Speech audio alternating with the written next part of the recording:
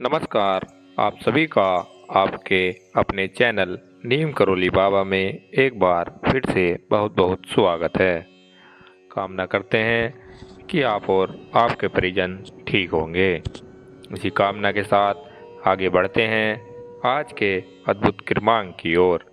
इस कलयुग के लिए हमारे पौराणिक धर्म ग्रंथों में एक बात बताई गई है कि इस कलयुग में चिरंजीवी श्री हनुमान जी द्वारा अपने अंत्य भक्तों की चिरकाल तक रक्षा की जाएगी।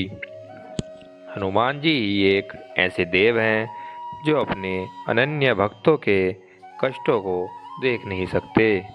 क्या आप जानते हैं कि श्री हनुमान जी तब तक पहुंचने के लिए एक ऐसा चमत्कारिक पाठ हमारे ग्रंथों में बताया गया है जिससे आप श्री हनुमान चालीसा जी से आसानी से जुड़ सकते हैं।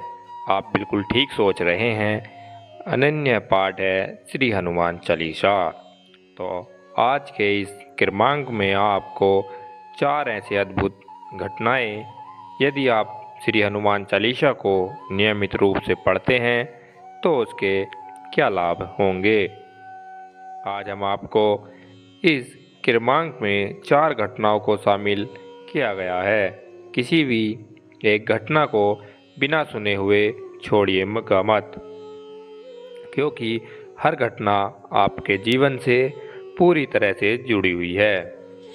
तो आइए क्रमबद्ध तरीके से बात कर लेते हैं आज के इस अद्भुत क्रमांक की ओर।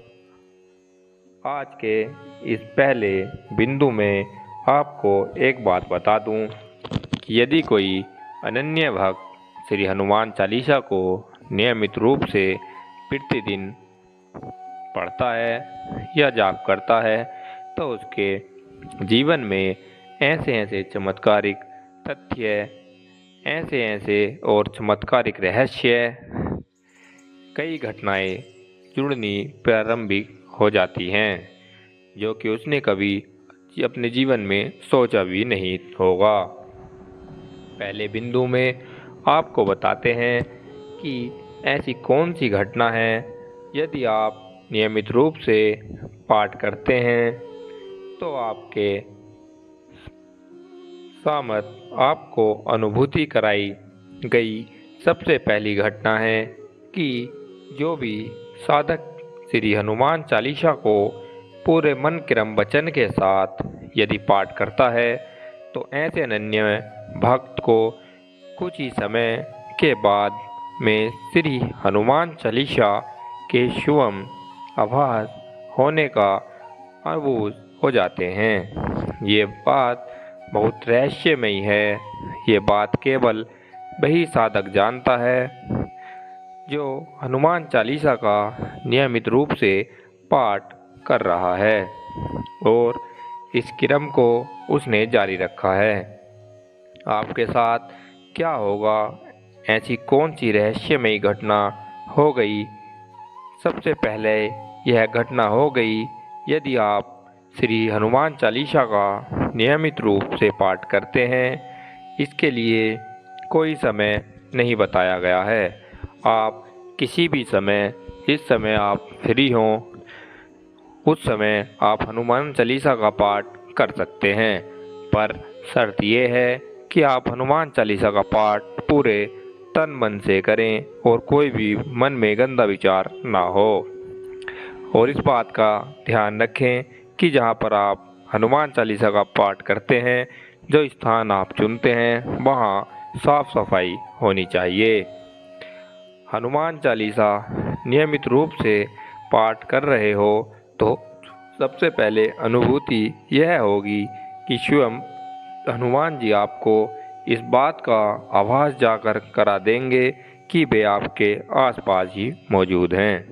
इतने अनन्य ये पाठ हैं, यदि इसको आप रोज़ाना करते हैं तो सिर्फ साथ आपको श्री हनुमान चालीसा की कृपा तो प्राप्त होगी ही, क्योंकि जो भी भक्त हनुमान चालीसा का नियमित रूप से पाठ करता है उसके जीवन में स्वयं श्री हनुमान जी की उपस्थिति होती ही है।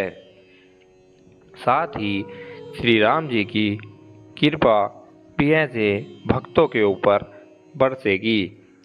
अब बात करते हैं दूसरी घटना की। दूसरी घटना जो नियमित रूप से हनुमान चालीसा का पाठ करने से आपके ऊपर होती है। घटना आपके साथ घटित हो गई हो तो श्री हनुमान चालीसा के साथ में आपको जो होते हैं हनुमान जी आपको अपने साथ जोड़ लेंगे। हनुमान चालीसा से आप एक दिन भी अलग नहीं रह पाते। अगर आप प्रतिदिन हनुमान चालीसा का पाठ करते हैं और किसी दिन आप किसी कारणवश वह पाठ नहीं कर पाते तो आपको बिना हनुमान चालीसा का पाठ करे आपको तसल्ली नहीं होगी और आप पागलों की तरह भटकते रहेंगे जब तक आप हनुमान चालीसा का पाठ ना कर लें।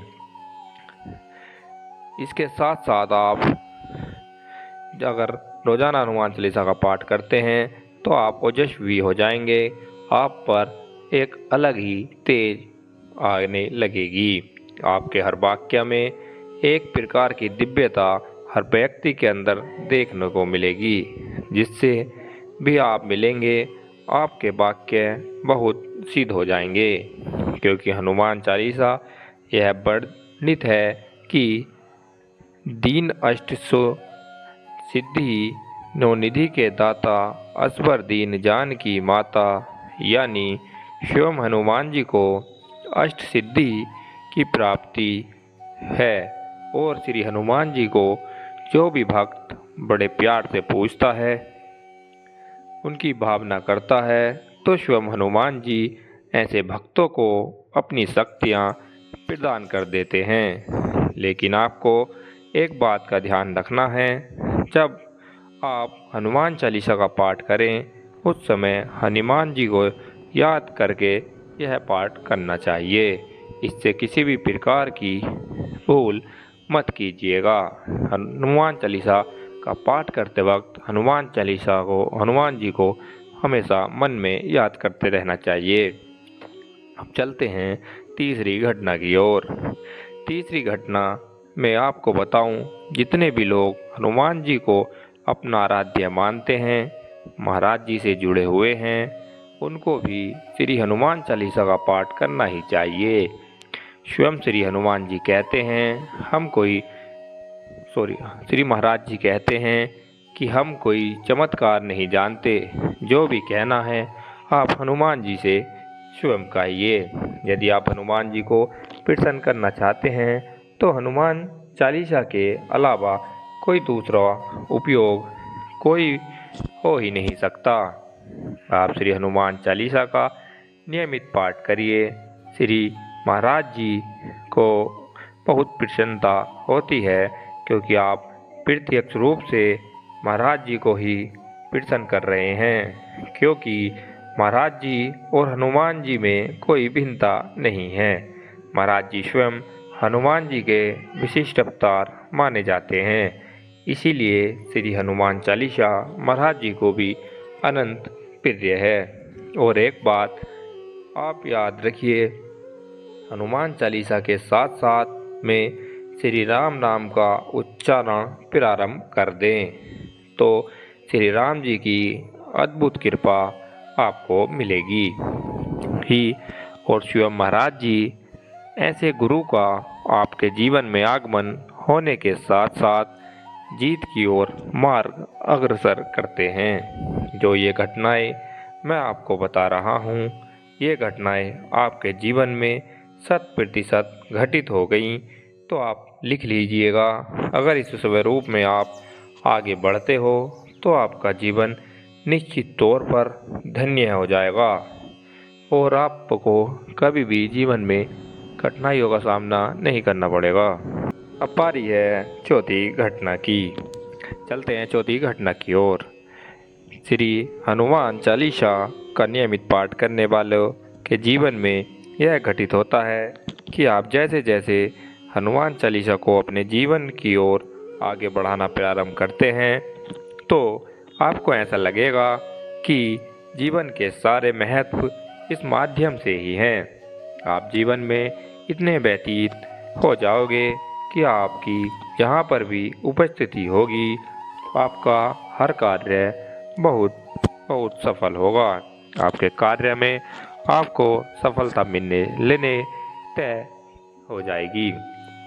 आप स्वयं ही सोचिए कि श्री महाराज जी जैसे महान गुरु आपके साथ होंगे और साथ ही श्री राम जी और श्री हनुमान जी का आशीर्वाद आपके ऊपर होगा तो चमत्कार आपके जीवन में क्यों नहीं होगा। आपके हर कदम पर आपको कामयाबी मिलेगी और स्वयं महाराज जी का हाथ आपके ऊपर रहेगा और आपको कभी भी चिंता नहीं करनी पड़ेगी। आपका काम हमेशा बनता चला जाएगा। तो दोस्तों ये थे कुछ 4 घटनाएं जो कि अगर आपके जीवन में व्यतीत हो रही हैं या घट रही हैं तो आप समझ लीजिएगा कि आप पर हनुमान जी का और महाराज जी का हाथ है।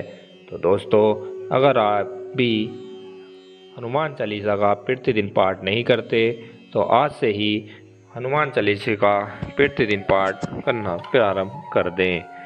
तो आशा करता हूँ कि क्रमांक आपको समझ में आया होगा। इसी के साथ अब समय है विदा लेने का।